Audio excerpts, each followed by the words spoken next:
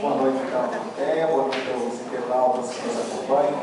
Queria saudar o presidente Gomes, agradecer a oportunidade, servir aos Correios e estar podendo debater aqui. Boa noite também aos demais vereadores, esses que aqui estão.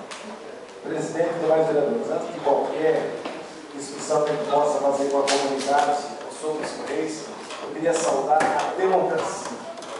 Sem ela, essa casa não estaria funcionando e sem ela, muitas das nossas reivindicações não sei como poderiam estar. E às vezes nós achamos que a democracia é um bem inerente aos homens e às mulheres. Não é. Nós precisamos ser sempre altamente vigilantes, porque esse é um grande benefício e que às vezes nós deixamos de ser por isso.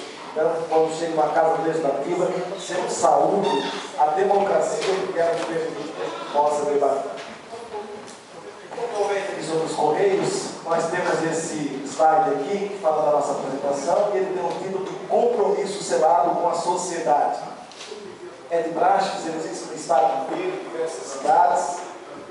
Deixa a primeira tela, por favor. E na verdade, é um compromisso selado com a sociedade, que é quando os Correios se voltam para a comunidade para prestar conta do que faz, como faz, ou até para tentar resgatar aquilo que não faz e procurar parceiro. Por que os Correios têm essa prática de voltar para a sociedade? Porque os Correios brasileiros são uma empresa 100% pública. Portanto, quando nós viemos aqui falar um pouco com os vereadores e para a comunidade, os internautas, nós estamos falando com os donos dos Correios.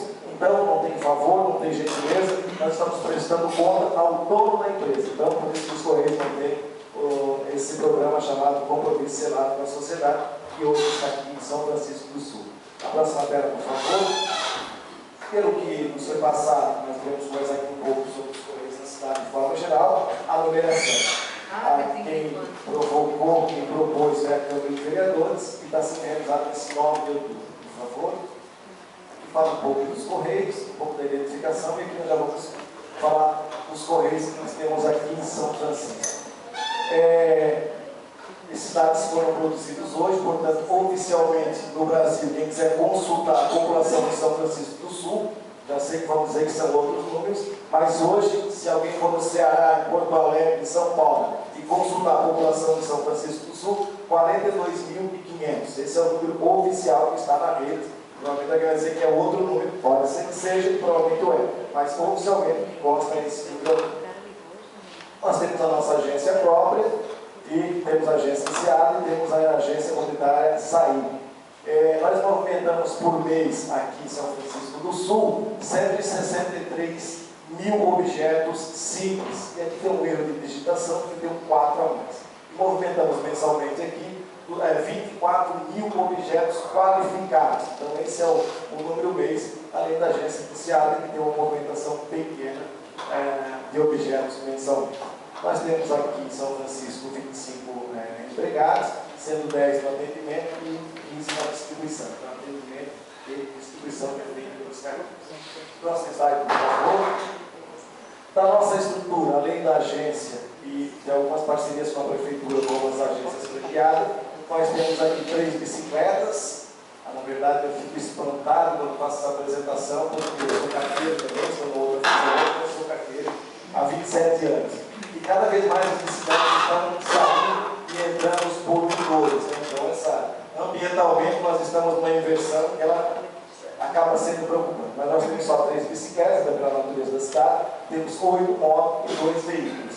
Eu gosto sempre de citar que, além de nós termos isso também gera um benefício para a comunidade. Por quê? Porque nós temos consumo de combustível, nós temos manutenção, nós temos a higienização desses veículos que é feito na cidade e acaba, de alguma forma, gerando alguma renda aqui dentro do próprio município. A próxima, por favor. E essa aqui, quando nós vamos na Câmara de Vereadores, essa é a principal das telas que nós precisamos tratar com o legislador, seja ele principalmente dos vereadores, mas também o executivo do município. E a portaria 567, que é a portaria que rege a distribuição domiciliária no Brasil. Então, a regra para que haja distribuição domiciliária no Brasil, elas estão todas aqui. E é o quê? Os distritos, as regiões que foram entregues têm mais de 500 habitantes, houver a correta indicação do endereço, tanto na correspondência quanto lá no destino, condições de acesso com segurança. A segurança é para quem? Para o carteiro, para o trabalhador que está fazendo a distribuição e para o objeto, né? Porque o carteiro não vai ser, tem sempre um objeto que está garantido constitucionalmente. O artigo 5º da Constituição fala das correspondências, e o 37 também, e fala que não só a entrega, mas o sigilo. Então, na verdade, quando o carteiro está de posse, ele está de posse não só do objeto, mas do seu conteúdo, e ele pode ser uma encomenda com bem material dentro ou só com informações. Mas isso está na Constituição, garantindo a segurança. Vou deixar esse item aqui por último. Os imóveis apresentam numeração de forma ordenada, individualizada e única. Então, às vezes, o cidadão diz, mas a minha casa tem número. Não quer dizer que seja correto. Não basta ter a numeração, de forma ordenada, individualizada e única, e nós voltamos a conversar um pouco mais. Caixa receptora, que é onde o carteiro vai depositar as correspondências. Então, veja que não é uma opção do destinatário dizer, não, mas tem uma janelinha, mas tem a minha criança. Ou seja, quem diz isso é a portaria que regula. Tem que ter a caixinha. Então, quem não tem, está fora das normas. E aqui, eu pedi para que fique em vermelho, para nós errar bem os locadores e vias dispõem de placas indicativas de nomes. Eu vi que tem um secretário meu ali, uma solicitação de indicação de placa, pelo órgão municipal ou distrital responsável. Ou seja, então esses são os critérios gerais que nós temos aqui. Depois vai ter outros slides que a gente vai acabar abordando outras partes que compõem essa portaria 567. Eu só vou soltar ele antes, por favor, na tela, para a gente abordar essa questão aqui da numeração, só para nós entendermos aqui. Esse item aqui, ele fala do ordenamento que ele é internacional. Diz que a FIFA é o maior órgão do planeta, mas não é. O maior órgão do planeta chama-se UPU, União Postal Universal, que é o órgão da ONU que regula toda a atividade postal no planeta. E ela é a entidade que congrega mais países, com 189 países, e o Brasil é signatário. Então, por essa ordenação aqui, quando tem ordenado transato e única, qualquer carteiro, inclusive se alguém vier do Paraguai, poderá fazer entrega no Brasil, porque está seguindo a regra 1. Se eu trouxer um carteiro do Ceará para fazer entrega aqui, se tiver aqui, ele não vai precisar conhecer ninguém. Eu sou de Ibituba, cidade portuária, com a população parecida aqui, e eu sei que tem muito aquela coisa, mas ele me conhece, mas eu moro ali, eu já tenho muito compatrio, né? E às vezes a relação deixa de ser profissional. E a relação dele, quando ela é de compatrio, ela é muito útil quando está boa. Qualquer momento que você quebrou o compatrio, ela passa a ser, mas ele está pago para fazer isso, aí ele deixa de ser culpado para ser bandido. Então a gente tem que cuidar muito desse compatrio. Mas então, quando eu pego uma rua, como a rua Barão do Rio Branco, eu digo assim, o vereador Clóvis mora na Barão do Rio Branco, número 320. Qualquer carteiro vai entrar na rua Barão do Rio Branco, vai andar 320 metros e a casa do presidente tem que estar do lado direito. Por que isso? Porque quando eu digo da rua Barão do Rio Branco 320, eu digo que esta casa está a 320 metros do início da rua. E se ela é um número par, ela obrigatoriamente está do lado direito. Então essa aqui é a numeração de uma rua. Quando você diz, o vereador mora na rua Barão do Rio Branco ou mora na Duque de Caxias 727. Ou seja, no início da rua, 727 metros, como é um número ímpar que está do lado esquerdo. Esse é o padrão. Qualquer pessoa que não atenda a esse padrão, a numeração dela não está correta. Eu fui nas câmaras de vereadores e o vereador falou, mas a minha casa tem número, está na parede, é 12.600. E quando eu fiz essa fala, ele disse assim, mas está errado, né? Porque na rua que eu moro, ela tem 6 quilômetros, então não podia ter 12.600, por quê? Estaria 12 quilômetros mais 600 metros. Então ali ele percebeu que a casa dele estava equivocada, porque a rua dele é 6 quilômetros, não podia ter o número 12.600. Então individualizada e única, e não está aqui, mas devia ter colocado e posto na parede de modo visível, né? Porque às vezes o cara tem um número caído, trocou, pintou a casa e desaparece o número. Então esses são os critérios da numeração. Tocamos então, por favor. Mais uma e mais uma. É isso? Não, é só uma.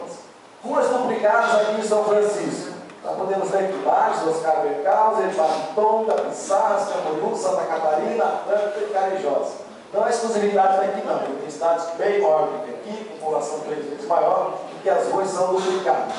Mas se a gente pensar em uma cidade maior, ela é mais fácil de confundir, porque às vezes você bota lá no bairro X a rua, não sabe que no Y já tem. Nas cidades menores, isso devia. Mas por que se dá isso? Não sei se é o caso, não sei onde é que estão essas ruas, mas o cidadão já existe a rua de Camboriú, e o cidadão veio com a família e tal, daqui a pouco a rua só tem moradores dele, que são de Camboriú, tem uma apelido de Camboriú, começa a interessar e a coisa vai oficializando. Então nem sempre é um equívoco do legislador. Às vezes a população se apropria do nome e coloca. Isso está muito quando não tem o nome do avô, do padrinho, que morou a vida toda, lá na rua do seu Genésio, e assim vai, então as pessoas veem de tudo. E outras vezes é equívoco de criar uma lei sem que se observe a outra. Mas ruas duplicadas. Qual o problema disso? O presidente Clóvis mora na rua Lages. E aí o carteiro de perguntar, mas é na rua Lages de lá ou na rua Lages de cá? Ou seja, se viabiliza a entrega, pode causar sérios problemas, né? Às vezes pode ser uma carta comercial, pode ser uma carta familiar, enfim, pode ser uma citação, isso pode gerar um problema para o nosso cliente. A próxima tela, por favor. Aqui, ruas com numeração irregular.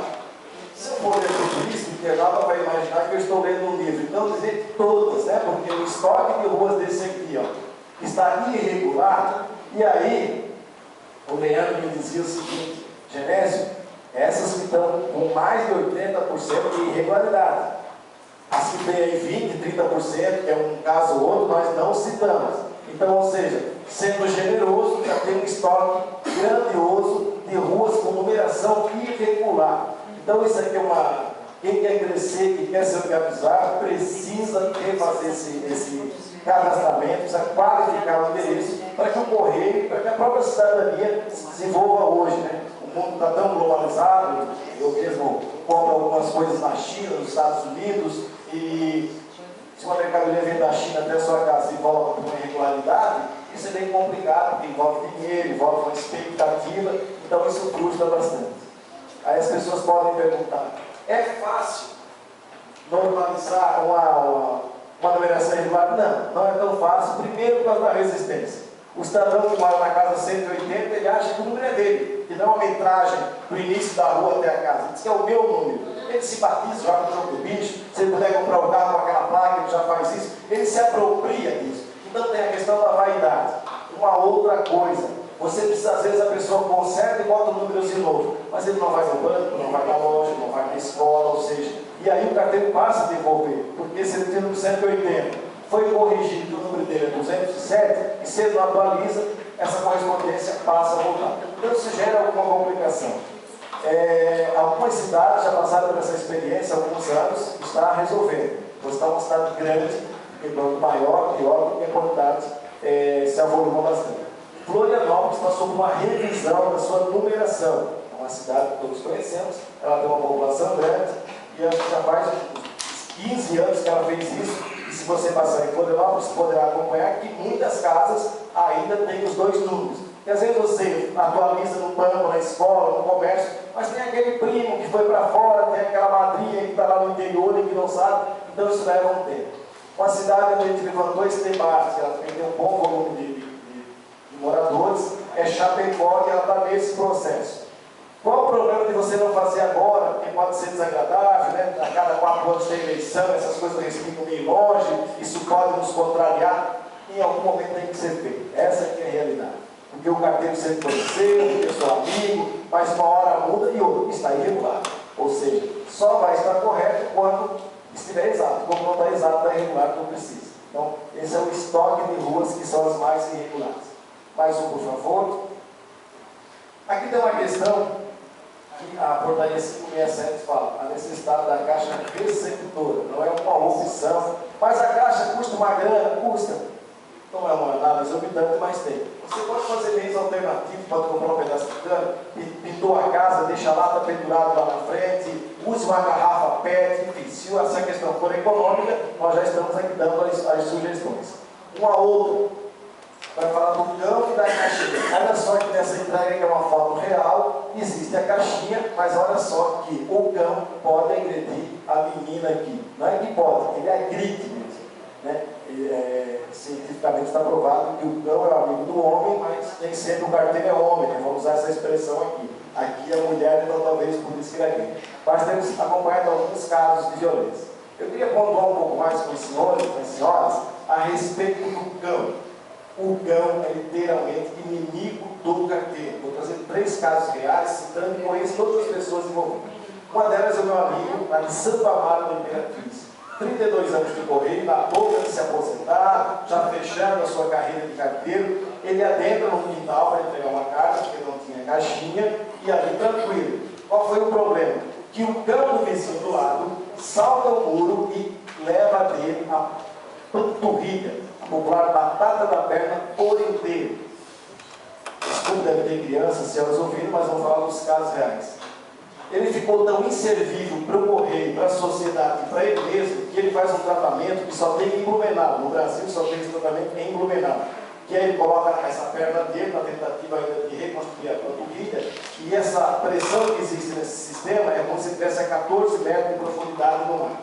Então, quando o nosso motorista vai pegar ele em Santo Amaro para trazer para Blumenau, se ele precisa fazer xixi, o nosso motorista precisa abrir o zíper dele, pegar o pênis dele, aguardar o processo e guardar. Então, para a gente ver quão inútil ficou esse cidadão, de consequência de um cão que não estava adequadamente preso no quintal do vizinho. Existe em Florianópolis um bairro chamado Saco dos Limões.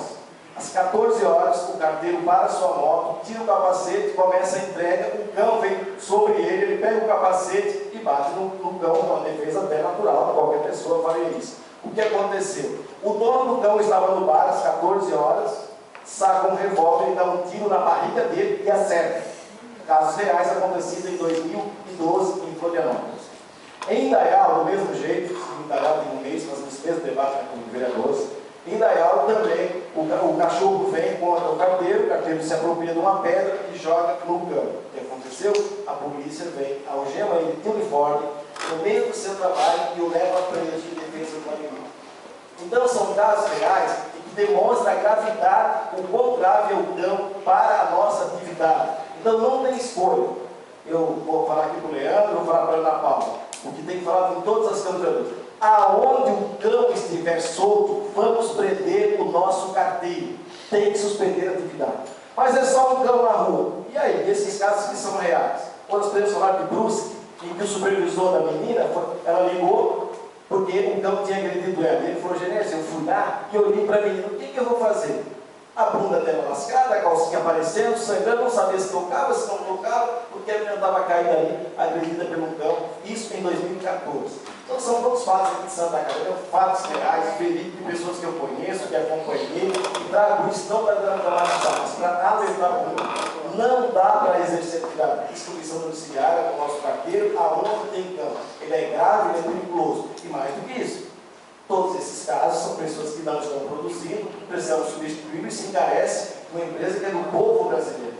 E quando nós precisamos botar um carteiro lá em Santo Amaro, porque aquele não prestou mais, nós deixamos de botar um carteiro em Bituba, em São Francisco, em Buia, em tantos outros lugares aqui. Então, essa questão do cão, a relação cão e carteiro, não tem discussão. Suspenda-se a atividade porque elas são incompatíveis. Né? Muita gente vai dizer, mas só tem um cão na rua e nem é meu. Mas o carteiro não pode adotar esse cão. Então a comunidade, o ente público, alguém tem que tomar providência para que seja viabilizada a distribuição. A próxima tela, por favor.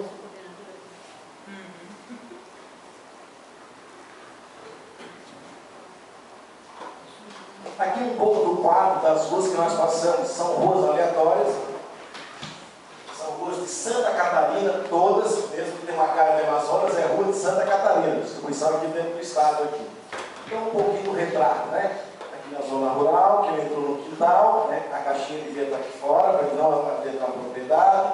Aqui, olha só, a rua emburacada, tem um cão guardando na rua, olha só quem é a casa lá não tem caixinha, me parece que não tem número. Aqui a gente está vendo as condições, e olha só o esforço do carteiro, e até um rato de cidadania. Todas as fotos que eu mais gosto é essa, porque ele mostra o interesse pelo cliente, por mais humilde que ele seja. Né? Aqui as ruas que também atrapalham, você transita, né? Todas essas dificuldades aqui para a nossa distribuição, que são realidades que atrapalham bastante o nosso processo também. Não quer dizer que a gente só quer entregar nas avenidas, mas as pessoas têm que fazer a parte dela para que possa executar a nossa também. E toda vez que a gente qualifica esses interesses, essa recepção, nós utilizamos o nosso processo, possibilitando aumentar, melhorar a distribuição. Mais uma, por favor. Aqui já entramos na discussão do CEP, que o presidente já, quando nos anunciou, falou que nos discutiria um pouquinho de CEP aqui. Esses números são de 2012, Mas olhem só um pouquinho da consequência. 81% dos usuários dos Correios brasileiros usam corretamente o CEP. Os incorretos é de 18%. Parece que os números são favoráveis e tal, mas eles saem da eleição agora, sabe, 81 contra 14 é um número bacana. Só que é o seguinte, os Correios é uma empresa do povo brasileiro, isso aqui é 18% de 200 milhões de pessoas. Isso é muita coisa. 50% tem uso, 57% dos destinos tem o CEP genérico, que é igual a São Francisco 89,240, tá certo? Né? 240, ou seja, um CEP só para a cidade inteira. E eu vou dizer que é que isso influencia no nosso processo. Olha só aqui, para quem está jogando na Mega Sena para ganhar uns milhões, esse uso incorreto, o que ele gera para o Correio? Prejuízo diário de 456 mil, mensal de 10 milhões e anual de 120 milhões. Né? Isso resolveria a vida minha e muitas pessoas que nos ouvem ou estão aqui presentes agora. Qual o problema do CEP genérico? Os Correios brasileiros, uma empresa que nós estamos entre os melhores Correios do planeta, aos 27 anos que eu estou nos Correios, acho que nos 25 nós sempre estivemos entre os 10 melhores.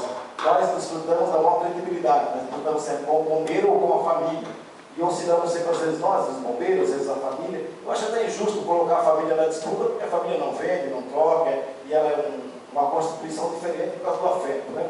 Mas eu fico orgulhoso da credibilidade. Então nós estamos cada vez nos modernizando, investindo, empreendendo para melhorar. E uma das coisas que a gente tem feito é mecanizar a produção. Então, quando você tem um CEP genérico, igual São Francisco, eu jogo essa carga numa máquina e ela joga toda a carga de São Francisco aqui em 7 mil por dia. 6 mil objetos por dia, vem todo para cá, e aqui os carteiros vão separar o que vai por vinho, para a Glória, para o centro, para lá e para cá. Se eu tenho CEP por logrador, essa máquina vai me dizer, opa, aqui eu tenho 14 carteiros, e esse entrega aqui, esse entrega lá, cada um já recebe essa carta separada na sua mesa. Então aquele trabalho interno de fazer a separação, ela já vem feita mecanicamente e a produção é muito grande. O homem produz, separa por hora, uma média de 1.600 objetos. Esses são os nossos operadores, separam de 1.600 a 1.800 por hora.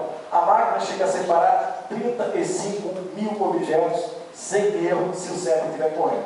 Então o ganho, a produtividade é grande lá nessa pré-separação e é grande na ponta quando o carteiro precisa fazer o trabalho. Avançamos mais um, por favor. Mais um ainda. O que é que nós precisamos? Quais são os pré-requisitos para que a cidade tenha CEP prolongador? Aquele CEP, em cada rua tem o seu CEP. Você vai jogar no comércio, precisa dar o endereço, você dá o CEP, já sai a rua e você só cadastra. Além disso, grandes empreendimentos, talvez o Porto aqui pudesse ter um CEP só para eles, não sei qual é o volume, mas se porventura eles receber um grande volume de correspondência, o carteiro não sairia para separando do Porto, já podia vir com um amarrado só. Então, é para isso que serve. Então a população tem que ter mais de 50 mil. Então oficialmente, eu acho que de fato tem mais de 42 mil, mas oficialmente, se dá mais razões, não está mais. Precisa estar pelo IBGE 50 mil habitantes ou mais. Que exista a faixa de CEP disponível, aqui tem disponível. Isso aqui é usado mais quando a gente vai ampliar o CEP. No caso de Chapecó, já tem CEP colocador e as comunidades crescidas precisam colocar mais CEP. Tem o radical, quando vai nascer o CEP, nós temos bastante limitação lá. E tem uma unidade distribuidora, nós já temos aqui, mapa atualizado. Não, mas São Francisco tem mapa em pintura tem atualizado. O que é o mapa atualizado?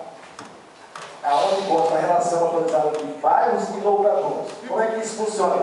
Toda cidade tem o seu mapa, né? Mas, peguei ruas aqui para não falar ruas de outras cidades, o Getúlio Vargas tem toda a cidade, e eu sempre cito ela, mas peguei duas ruas aqui. Vamos falar da rua Duque de Caxias, que tem 15 quilômetros. É isso, né? Tem 15 quilômetros. Por certo, ela atravessa mais de um bairro.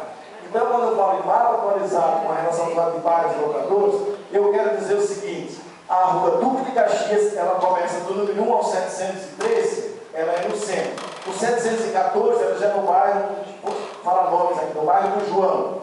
Do 714 do bairro do João, pode chegar no 3.722, ou seja, eu tenho que detalhar. Por que isso? Porque quando eu coloco esse CEP, ele acabou. Se ele for mudar, isso daqui a 20, 30 anos, E aí, naquele processamento bem encaminhado, essa correspondência vai cair sempre no carteiro errado. Então, isso está bem atualizado e definido. Tem que ser a rua tal, até o número bairro X, bairro Y, e assim por diante.